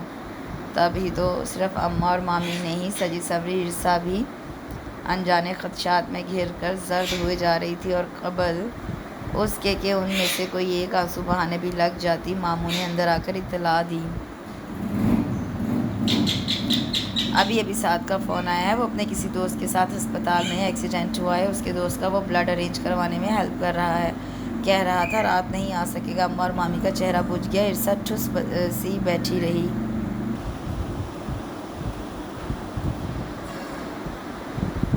اس نے کہا ہے فنکشن نہ روکا جائے۔ ماموں نے ایک اور بات پہنچائی، مگر اس بات کے لیے اماں یا مامی ہرگز تیار نہیں تھی۔ سعد کی غیر موجودگی میں تو نہیں، سوچ بھی نہیں سکتے۔ اماں اور مامی उस इरादे पर मजबूती से जमी रहती हैं। अगर आंटी मोअतरज़ ना होती, आप दोनों बदशगुनी कर रही हैं, एक तयशुदा पार्टी डिस्टर्ब हो जाएगी, लोग क्या कहेंगे। नहीं भाई, मैं इस तकरीब को। आंटी का अंदाज़ कुछ ऐसा उखड़ था कि अम्मा और मामी दोनों को ही सांप सूंघ गया। मामू ने आखिरी कोशिश करते हुए 7 का नंबर दोबारा मिलाया, मगर अब वो बंद था। ठीक है, रस्म कर लें। बिलाखिर मामू ने ग्रीन सिग्नल दिखाया। ये अलग बात थी कि वो ख़ुद भी मुज़महिल नज़र आ रहे थे। यूँ एक अहम तरीन तकरीब 7 फराज की गैर मौजूद में खुश उसलूबी से इख्तिताम पजीर हुई। अगरचे ये खुश उसलूबी सिर्फ आंटी और कैटी ही की तरफ से थी, अफराद खाना सारी इरसा समेत सब ही बेहद खामोश थे। बेशकीमत डायमंड रिंग उंगली में पहन लेने के बाद भी इरसा की जामिद चुप ना टूटी। कैटी की उसको गुदगुदाने की सारी कोशिशें बेसूद गई थीं। और फिर रात गेट टेरेस की रेलिंग थाम कर अंधेरे में झांकते हुए उसने बहुत चिढ़ कर सोचा था, तो 7 फराज, तुम वाकई मेरे पक्के दुश्मन निकले। ये तुमने इतना ज़्यादा सफ़ेद झूठ क्यों बोला। उसके फ़ोन बंद करने की देर थी। नौफल ने छूटते ही कहा, शर्म कर, इरसा की आज मंगनी है और तू यहाँ लंबा पड़ा है, झूठ क्यों बोला। ये नहीं बोल सकता था कि तेरी धड़कनें रुक रही हैं, दिल बैठा जा रहा है इस वजह से कि तेरी हीरोइन तेरे रकीब के साथ मंगनी रचा रही है। बकवास ना कर, उसने निगाहें चुराईं। बकवास नहीं कर रहा, हकीकत बयान कर रहा हूँ। घर में इतना अहम इवेंट है और तू यहाँ उदास गज़लें सुनकर उदास हो रहा है। सच बता, दाल काली तो नहीं। नौफल को बाल की खाल उतारने में मलका हासिल था। अभी भी वो पसमरदा हुए पड़े 7 का एक्सरे निकाले जा रहा था। यहाँ मेरे रुकने से तुझे तकलीफ़ हो रही है तो मैं दफ़ा हो जाता हूँ। 7 चिढ़ गया। नौफल ने उसे सोफ़े पर धकेला। मुझे कोई तकलीफ़ नहीं हो रही, बेशक सारी रात ये दुखी गज़लें सुनता रहा है। जो तेरी मजनू जैसी हालत हो रही है, मुझे यकीन है कि तू रास्ते में अपना एक्सीडेंट कर बैठे। फॉर गॉड सेक, अपना ये घोड़े जैसा मुंह बंद कर दा। फतन 7 धाड़ा तो नौफल की ज़बान थमी। उलझा सा, बिखरा सा उसकी हालत नई कहानियाँ आश्कार कर रही थी। ऐसा ही दर्द हो रहा है तो उस रकीब की बजाय खुद क्यों नहीं मंगनी कर ली इरसा से। क्यों इतनी आसानी से दस्तबरदार हो गए। नौफल ने उसे नज़रों में तोल कर चुपते हुए लफ्ज़ों में कहा तो 7 पहलू बदलने लगा। यू नो, इरसा से मुझे शदीद नफ़रत है। आई एक्सट्रीमली हेट हर। उसके कहने का अंदाज़ ऐसा था कि नौफल की हंसी छूट गई। मिर्चें लगाती हंसी। 7 ने होठ भींचकर खशमगी नज़रों से उसे घूरा। बड़ी चीज़ है तू, शक्ल तो तेरी कुछ और ऐलान कर रही है और ज़बान से तू। चल ठीक है मेरा बच्चा, तसल्ली दे ले खुद को। क्या ख़बर ऐसे ही तुझे करार आ जाए। 7 ने थक कर आँखें मूंद लीं। मगर माइंड इट मेरी जान, ये 2 दिनों का नहीं, पूरी ज़िंदगी का मामला है। मेरी मानो तो अभी भी बहुत देर नहीं हुई। मंगनी होती ही क्या है, जाकर पाकिस्तानी फिल्मी हीरोज़ की तरह एंट्री मारो और ख़ुद को पुरसकून करो। I think I have to go. Naufal का मशवरा कुछ ज़्यादा ही नाकाबिले समात लगा। वो एक झटके से खड़ा हो गया। नौफल उसके पीछे पीछे गेट तक आया। उसने रुख फेर कर अल्लाह हाफिज़ कहना भी गवारा नहीं किया और अपनी गाड़ी लेकर निकल गया। दिमाग था कि सुन हुआ जा रहा था, आंखों में मिर्चें सी चुभती जा रही थीं। विंड स्क्रीन के उस पार कुशादा सड़क की बजाय छम छम बहते 2 नैना नज़र आ रहे थे। वो फिर भी सड़कें नापता रहा। उसके बाद गोया ज़िंदगी थम सी गई। जिस घर में हम वक्त 7 फराद और इरसा शाहनवाज के मारकातुल आरा झगड़े गूंजा करते थे, अब उस घर की दीवारें भी सकूत में थी। एक हलाकू ही था जो कुछ ना कुछ बोलता रहता तो ज़िंदगी सांस लेती महसूस होती। वक्त कुछ और आगे सरका। उसका MBA मुकम्मल हुआ तो वो एकदम बाहर जाने पर बज़िद हो गया। अम्मा ने रो रो कर आँखें सुझा ली और मामी ने चेहरा। मगर यहाँ मामू आड़े आ गए। हमेशा मैंने तुम्हारी ख्वाहिश, तुम्हारी मर्ज़ी को अव्वलियत दी। कभी नहीं चाहा कि तुम मेरी ख्वाहिशात के मुताबिक अपनी ज़िंदगी की तरजीहात मुतय्यन करो, लेकिन अब मैं तुमको इतना बड़ा और मेरे नज़दीक नाकाबिल कबूल फ़ैसला हरगिज़ नहीं करने दूँगा। तुम उस घर के वाहिद चिराग हो, तुमसे उस घर की रोशनी है। तुम यहाँ से चले गए तो समझो हम चिराग की रोशनी से ही महरूम हो जाएंगे। मैं तुम्हें ऐसा हरगिज़ नहीं करने दूँगा। मेरा कारोबार सिर्फ इरसा का नहीं, तुम्हारा भी है। इसे अब तुम्हें ही संभालना है। अपनी तालीम का फ़ायदा अपने कारोबार को पहुँचाओ, बाहर के बैंकों को नहीं। तुम कल से ऑफ़िस जाओगे। यूँ भी अब मैं बुढ़ा हो गया हूँ, थक गया हूँ। मामू का लहजा पहले दबंग और जारहाना तो आखिर में अफसरदा सा हो गया। वो मारे शर्मिंदगी के पानी पानी हो गया। फरिश्तों जैसे मामू की मोहब्बत का वो ये सिला देने जा रहा था। खुद पर तो भेजने के बाद उसने सर झुकाए माफ़ी मांगी और कल से ऑफ़िस जाने का उम्दिया दिया तो सबके चेहरों पर मुसर्रत दौड़ गई।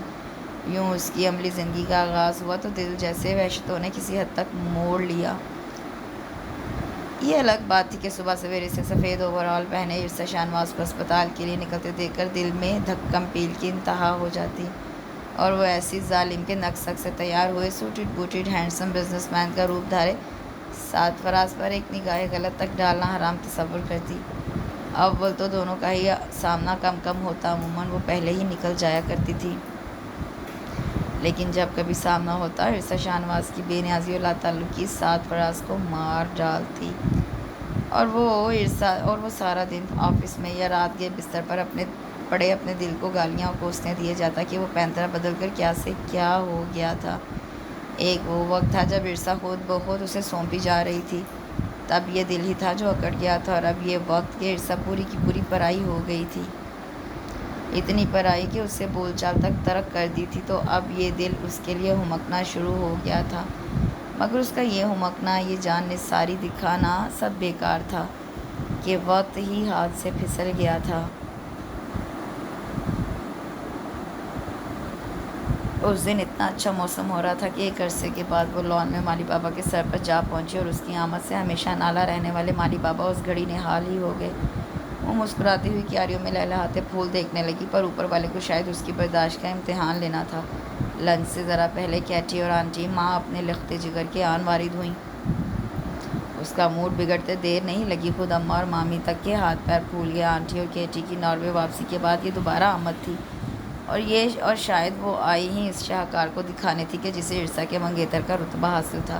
اسے دیکھ کر عرصہ کے جو ابرو چڑھے تو وہ ابھی تک صحیح حالت میں نہیں آئے تھے۔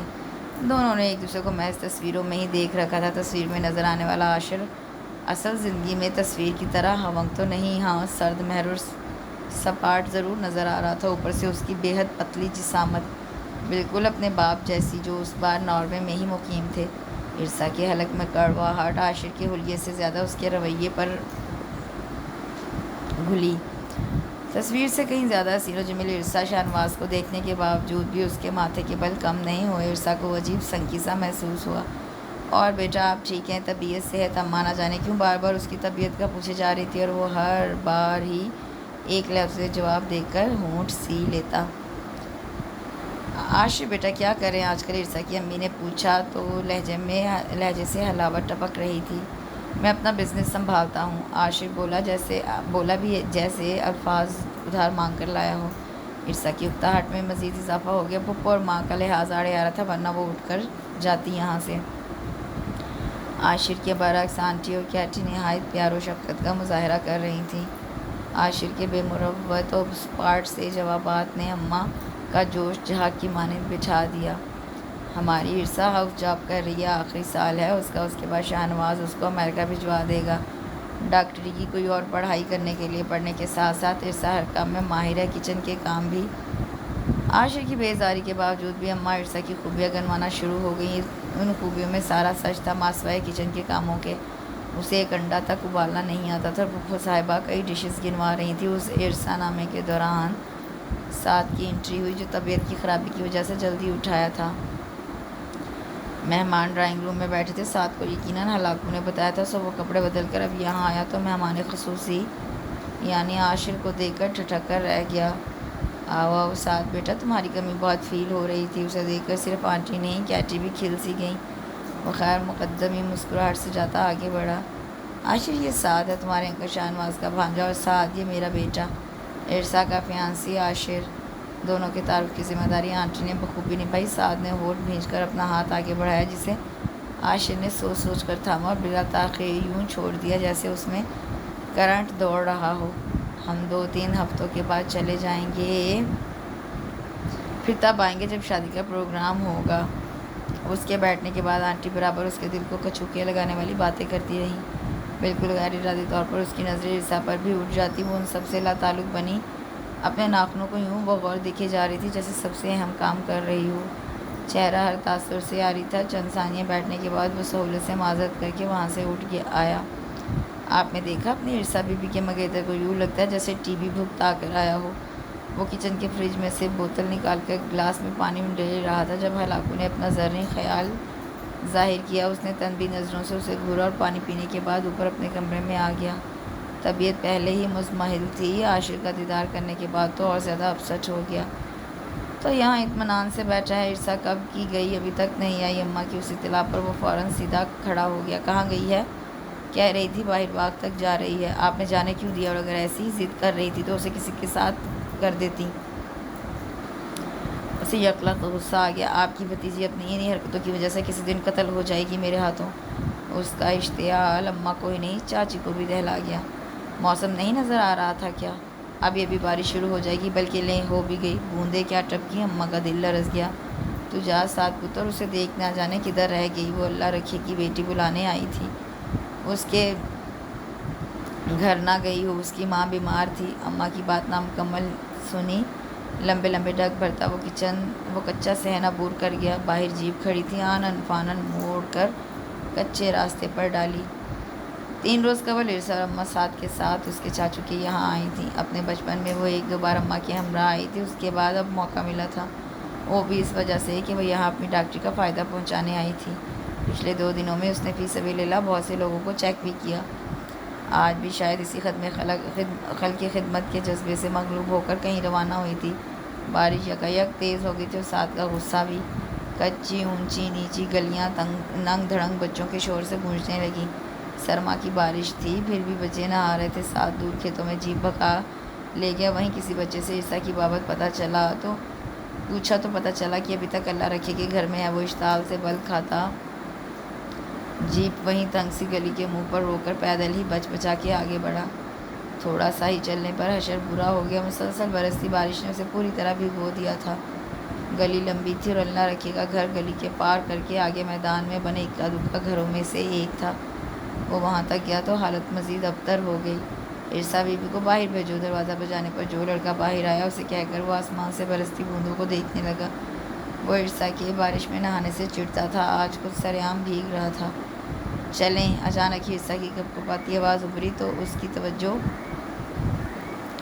بارش سے ہٹی۔ نہیں، آپ خدمت خلق انجام دیں۔ اس سے غصہ برداشت کرنا بھی دوبھر ہو گیا تھا۔ بنا یہ دیکھے کہ ساری سیاہ چادر اوڑھے ہونے کے باوجود وہ کپکپا رہی ہے، وہ غصہ ہونے لگا۔ بارش کی شدت میں کمی آ گئی تھی، لیکن سردی میں نہیں۔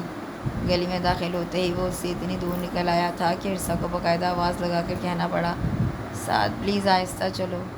وہ اس کی پکار پر کان دھرے بغیر چلتا رہا، یہاں تک کہ عرصہ ایک چیخ مار کر وہیں گلی میں بیٹھ گئی۔ ساتھ نے فوراً پیچھے دیکھا، وہ گیلی زمین پر بیٹھی پاؤں پر جھکی ہوئی تھی۔ کیا ہوا، بیٹھ کیوں گئی ہو؟ کیا اس گلی میں بھی تمہارا کوئی مریض بستا ہے؟ وہ اس حالت میں بھی عرصہ کو سنانے سے باز نہیں آیا۔ وہ بھل بھل رونا جو شروع ہوئی تو ساتھ کی ساری ترم خانی غائب ہو گئی۔ اس نے اس کا کیچڑ زدہ پیر ٹٹولا تو ایک بڑا سا کانٹا ایڑی پر چبھا نظر آیا۔ مائی گاڈ! وہ اس کی تکلیف پر تڑپ اٹھا۔ یہ چپل پہنی ہے تم نے جب پتہ تھا کہ گاؤں کے راستے کتنے خراب ہوتے ہیں؟ ہٹاؤ ہاتھ، مجھے کانٹا نکالنے دو۔ نہیں، درد ہوگا۔ وہ بس اتنی سی بہادر تھی۔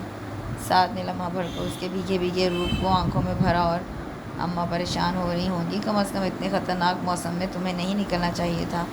آج ماموں کا بھی فون آیا تھا، مجھے بلا رہے تھے، اور مامی تمہیں دونوں کا کہنا تھا بہت چھٹیاں ہو گئی ہیں، واپس آ کر اپنے اپنے کام دھندے سنبھالو۔ تو ہم بس کل ہی باتوں میں لگا کر ساتھ نے نہایت پھرتی سے اس کا کانٹا نکال دیا۔ وہ جو بڑے غور سے اس کی بات سن رہی تھی، کانٹا نکل جانے کے بعد بہتا خون دیکھ کر پھر سے سسکیاں بھرنے لگی۔ ساتھ نے اپنا رومال اس کے پیر پر باندھا۔ تم بہت ظالم ہو، ہمیشہ درد ہی دیتے ہو۔ جب بھی اس کی طرف ہاتھ بڑھا کر اٹھنے کا اشارہ کر رہا تھا، وہ روتے ہوئے بہت بوجھل سے لہجے میں بولی۔ ساتھ کی نظریں اس پر سے پلٹنا بھول گئیں۔ بھیگی بھیگی سی، روئی روئی سی، اتنا پیارا شکوہ کرتی عرصہ شاہنواز کیا جان سکتی تھی کہ وہ ہار گیا تھا؟ عرصہ کے سامنے صرف اپنا دل نہیں، اپنی پوری ذات ہار گیا تھا۔ اس کی بولتی نگاہیں عرصہ کی 2 لال ہوتی جھیل سی نظروں کے اندر اتر رہی تھیں۔ اسے سہارا دے کر کھڑا کرنے کے بعد وہ یوں ہی اس کا ہاتھ تھامے آگے بڑھنے لگا۔ گھر تک خاموشی ان دونوں کے بیچ تنی رہی تھی، اور دونوں کے ہی دل اس خاموشی سے زچ ہوتے رہے تھے۔ اب کسی سے کچھ کہنا سننا، کوئی گلہ شکوہ کرنا بیکار تھا کہ اپنا دل ہی پاگل ہو رہا تھا۔ جب وقت تھا چاند کو من آنگن میں سجانے کا، تب دل نے اپنے پیروں پر کلہاڑی مار کر بے وقوفی دکھائی تھی، اور اب جب سب کچھ ہاتھ سے پھسل گیا تو دل کو بے ایمانی سوجھ رہی ہے۔ اس نے نوفل کے سامنے اپنے دل کا حال بیان کیا تو وہ بھڑک اٹھا۔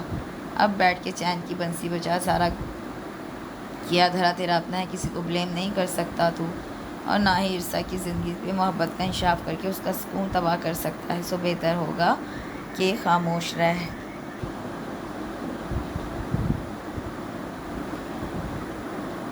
گھر میں کسی سے کچھ کہنا ابوظ تھا۔ عرصہ کی شادی کی تیاریاں اس کے سامنے زور و شور سے ہو رہی تھیں۔ اماں اور مامی آج کل جب بھی سعد کے پاس آ کر بیٹھتی تو موضوع گفتگو عرصہ کے جہیز کا سامان ہی ہوتا۔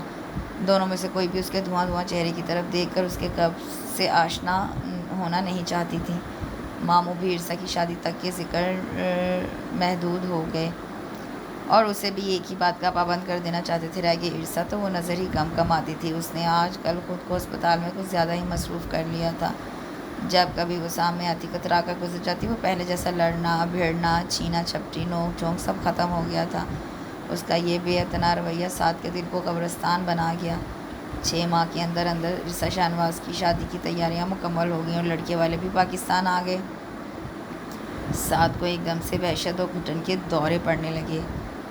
آج تو کہیں جا کر دیکھ، نیند والی گولیاں ساری پھانک کر سو مروں گی، پھر روتے رہنا اماں کر کے۔ بارات والے روز بھی وہ غائب ہونے کے چکروں میں تھا، لیکن ہلاکو کو جانے کیسے اس کے ارادوں کی خبر مل گئی۔ اس نے باقیوں کو خبردار کرنے میں منٹ بھی نہیں لگایا۔ غضب خدا کا، گھر کی شادی اور گھر کا بیٹا ہی کام میں دلچسپی نہیں لے رہا۔ آج کے فنکشن کی انتظام تم دیکھو، اتنے دنوں سے تمہارے ماموں اکیلے سارا کچھ دیکھتے رہے، تمہیں ذرا بھی ان کی ہیلپ کرنے کا خیال نہیں آیا۔ مامی بھی شرمندہ کرنے کو لبکیوں اور ٹھنڈی آہیں بھرنے لگا۔ یعنی خوب رہی، انتظامات کی فکر ستا رہی ہے دونوں کو، اور بیٹے کی نہیں جس کی شیو کتنے دنوں سے نہیں بنی، جو خوشی کا موقع ہونے کے باوجود جوگی بنا پھر رہا ہے۔ اندر کا درد چہرے سے چھلک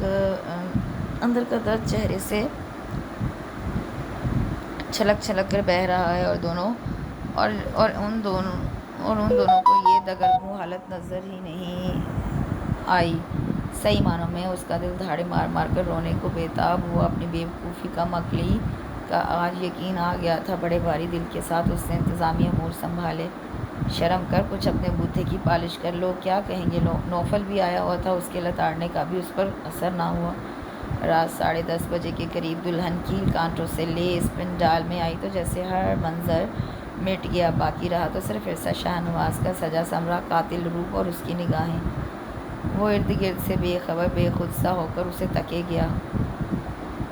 اس پل یہ بھی بھول گیا کہ یہ آتشی روپ کسی اور کا ہونے جا رہا ہے، وہ اس سے ہمیشہ کے لیے دور ہو رہی ہے۔ وہ شاندار پرتمکنت سے عرصہ شاہنواز زندگی میں پہلی بار اتنی سجی سنوری تھی تو کسی اور کی خاطر۔ بس بھی کر، سب تجھے دیکھ رہے ہیں۔ نوفل کے کندھے ہلانے پر وہ ہوش کی دنیا میں واپس لوٹا تو پورا وجود درد کی تفصیل محسوس ہوا۔ عاشق کو بزنس کے سلسلے میں کچھ ضروری کام ہے، وہ عین ٹائم پر آ جائے گا۔ بارات کے آتے ہی اماں اور مامی کے استفسار پر آنٹی نے بانچھیں پھیلا کر جواب دیا۔ اماں اور مامی تو اس لمحے خاموش ہو گئے، مگر وہ رات کے 12:30 بجے بھی نہ آیا تو لڑکی والے بھی پریشان نظر آنے لگے۔ اسٹیج پر عرصہ اپنی سہیلیوں کے حلقے میں سنجیدہ صورت لیے بیٹھی تھی۔ اس پر سے توجہ ہٹا کر وہ وہاں چلا گیا جہاں بڑوں کے بیچ دولہے کی آمد میں تاخیر پریشانی کا سبب بنی ہوئی تھی۔ مجھے نمبر دیں عاشر صاحب کا، اس نے جاتے ہی ماموں سے کہا، اور ان کے نمبر بتانے کے بعد اپنے سر سے ٹرائی کرنے لگا، مگر بارہا کوشش کے باوجود بھی نمبر آف ہی ملا۔ سب کے چہروں پر فکر اور پریشانی تھی۔ اسے عاشر پر بے تحاشا غصہ آنے لگا۔ آپ بتائیے، یہ کیا تب تھی؟ آپ خود آگے دولہا نہیں آیا، مسئلہ کیا ہے؟ بزنس اس نے یہاں کب سے سیٹ کر لیا اور اب پریشان ہونے کی ایکٹنگ بھی کیے جا رہے ہیں۔ اس کا غصہ آنٹی اینڈ فیملی پر نکلنے لگا۔ سعد، حوصلے سے بیٹا، اتنی جلدی ٹیمپر لوز نہیں کرتے۔ ماموں نے اس کے کندھے پر ہاتھ رکھ کر ٹھنڈا کرنے کی کوشش کی۔ نامعلوم ان میں کون سی روح گھسی ہوئی تھی، پیچیدہ ترین صورتحال میں بھی ان کے ہوش و حواس گم نہیں ہوتے تھے، مگر یہ وقت ہاتھ پر ہاتھ دھرنے کا نہیں تھا۔ لوگوں کی چہمگوئیاں بڑھ رہی تھی اور عرصہ کے چہرے پہ سراسیمگی بھی۔ اسے اور زیادہ تاؤ آنے لگا۔ کہہ تو رہا تھا وہ عین ٹائم پر پہنچ جائے گا۔ عاشر کے ابا اس بار گھگیا کر بولے تو اس کو آگ سی لگ گئی۔ کیا مطلب کہہ رہا تھا؟ آپ تو یوں بات کریں جیسے کسی اور کی شادی پر آئے ہوں۔ یہ اپنی ٹائپ کا اکلوتا دولہا ہے جو بارات کے ساتھ نہیں بلکہ بعد میں آنے والا ہے۔ فار گاڈ سیک، ادھر ادھر کی کہنے کی بجائے اصل حقیقت بتائیں۔ سعد کا لہجہ خاصا تیز ہو گیا۔ ٹو لینے والے ارد گرد جمع ہونا شروع ہو گئے تھے۔ اس کے طیش میں آنے کا اثر آنٹی اینڈ فیملی شاید لے ہی لیتے اگر ہلاکو نہ حاضر ہو جاتا۔ اس کے ہاتھ میں تہہ کیا ہوا کاغذ تھا۔ کوئی صاحب دے گئے تھے، کہہ رہے تھے کہ آپ کے نام ہے۔ اس نے آتے ہی کاغذ آنٹی کو پکڑا دیا، جسے تھامتے ہوئے انہوں نے پہلے سب کی جانب دیکھا، پھر کپکپاتے ہاتھوں کے ساتھ کاغذ کی تہہ کھولنے لگی۔ سب کی نظریں ان کے چہرے کا احاطہ کیے ہوئے تھیں۔ وہ جوں جوں بڑھتی جا رہی تھی، توں زرد ہوتی جا رہی تھی۔ او مائی گاڈ!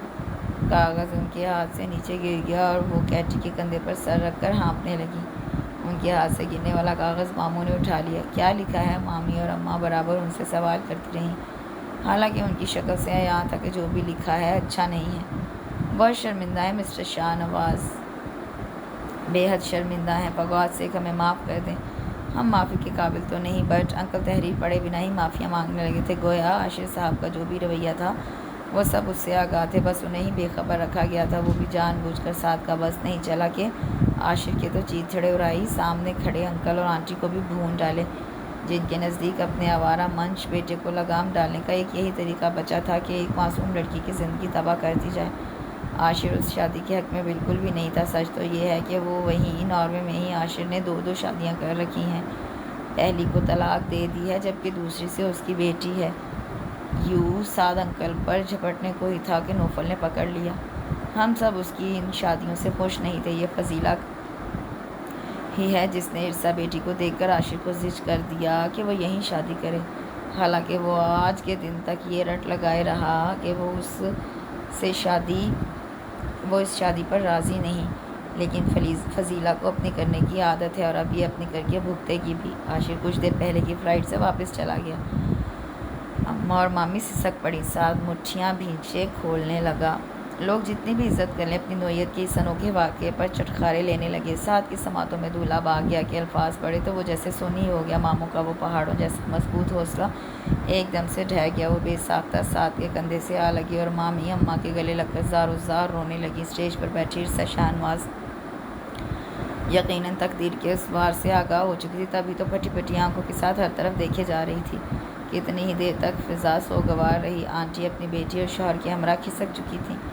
مہمان جوں کہ توں موجود تھے، کچھ ہمت بندھا رہے تھے، کچھ انجوائے کر رہے تھے۔ پھر جب ماموں اور مامی نے ارسا کو اندر لے جانے کو کہا، تب اماں اچانک ہی بلند آواز میں بولی، ارسا یہیں بیٹھی رہے، قاضی صاحب بھی نہیں جائیں گے اور سارے مہمان بھی تھوڑی دیر رک جائیں، یہ شادی آج ہی ہوگی میرے سعد کے ساتھ۔ ہاں، میری برسوں کی خواہش، سعد کے دل کی خواہش آج یوں پوری ہوگی ابھی، اور اسی وقت ارسا کو میرے سعد کے نام کر دو۔ اماں کے ان الفاظ نے محفل میں ہی نہیں، سعد میں بھی نئی روح پھونک دی۔ نوفل کا سہارا نہ لیتا تو یقیناً چکرا کر گر پڑتا۔ سوگوار فضا میں کہہ ابل پڑے ماموں اور مامی کے پک چہروں کی رونق لوٹ آئی۔ نوفل کے بھنگڑے اسے گدگدانے لگے۔ اماں سعد کے اوپر پیسے وار وار کر ہلاکوں اور دیگر کام کرنے والیوں کو دے رہی تھیں، اور اس بے تحاشا خوشی میں اسے ارسا شاہ نواز کے چہرے کو جانچنے کا خیال ہی نہیں آیا کہ وہاں کی مردنی دھنک رنگوں میں بدلی یا نہیں۔ ہجلا روسی میں پہلا قدم رکھنے کی دیر تھی، کوئی چیز ٹھا سے اس کے سر پر آ لگی، اسے صحیح معنوں میں تارے نظر آ گئے۔ دوسرا قدم رکھا تو کشن منہ پر آن لگا۔ اس کے بعد تو گویا برسات سی ہو گئی۔ اس کی ارے کی پرواہ کیے بغیر نئی نویلی سجی سنوری دلہن کمرے کی ہر شے کو توپ کا گولہ بنا کر نہ صرف اس پر برساتی رہی بلکہ چیخ چلا کر روتی بھی رہی۔ وہ توپ کے گولوں کی چھاؤں میں اس کے سر پر جا پہنچا، جس کے ہاتھ میں اب کوئی باڈی سپرے تھا۔ اپنے دولہا کے استقبال کا یہ کون سا طریقہ ہے؟ آج کی رات ہی بیوہ ہونا ہے کیا؟ اس کی دونوں کلائیاں تھام کر اسے بے حد قریب کر کے وہ سرگوشی میں بولا۔ ارسا کے ہاتھ سے سپرے چھوٹ کر گر گیا۔ قصور تو بتا دو، پھر بے شک مارتی رہنا۔ وہ رو رہی تھی۔ سعد کو بے بسی گھیرنے لگی۔ اب کیوں کی مجھ سے شادی؟ اتنا تماشا لگوا کر، اتنی حد تک کروا کر اب خیال آ گیا نیک بننے کا؟ تب کیوں نہیں کی جب ڈیڈی نے کہا تھا؟ تب وہ پرانی بات یاد دلا کر سعد کو حیران کر گئی۔ تب مجھ میں کون سی برائی تھی؟ کیوں انکار کیا تھا؟ تمہیں کیسے پتہ چلا کہ ماموں نے مجھ سے بات کی ہے؟ ہلاکو نے بتایا تھا، اس نے تمہاری اور ڈیڈی کی باتیں سن لی تھی۔ وہ آنکھ پونچھ کر چلائی۔ سعد منہ کھولے اسے دیکھتا رہا۔ تمہیں میرے انکار سے تکلیف پہنچی تھی؟ گمبھیر سے لہجے میں پوچھا۔ ہاں، وہ بلا سوچے سمجھے بول اٹھی۔ نہیں، بالکل بھی نہیں۔ پھر بدک کر پیچھے ہٹی تو دیوار سے جا لگی۔ سعد بڑی دل نشین مسکراہٹ سجائے اس کے قریب ہوا۔ دونوں ہاتھ اس کے دائیں بائیں دیوار پر رکھنے کے بعد بڑی دل فریبی سے بولا، جو سچ تھا وہ تم نے بتا دیا، مزید مجھے خوار نہ کرو، پہلے ہی بہت ہو چکا ہوں، اس کے بعد سزا بھی بھگتی، اب مزید سزا نہیں، آج تو مجھے انعام چاہیے، اپنے ہی نہیں تمہارے بھی دل کی خواہش پوری کرنے پر چوری چھپے مجھ سے محبت کرتی رہی، اوپر سے پتہ نہیں کیا بکے جا رہے ہو۔ ساتھ کی بار آفتگی دھڑکنیں بے حال کر گئیں، وہ اسے دھکیلتی بیڈ پر جا بیٹھی۔ ساتھ کے جاندار کہے کا ساتھ اس کی شرمگی ہنسی نے بھرپور طریقے سے دیا تھا۔ ایک تھکا دینے والی ذہنی اذیت کے بعد بالآخر راہ میں پھول بکھر گئے تھے۔ اس کے ساتھ ہی یہاں اس خوبصورت سے ناول کا اختتام ہوتا ہے۔ کمنٹ سیکشن میں ضرور بتائیے گا کہ آپ کو یہ ناول کیسا لگا۔ اپنا بہت سا خیال رکھیں، کل انشاءاللہ ایک نئے ناول کے ساتھ حاضر ہوں گی۔ اللہ حافظ۔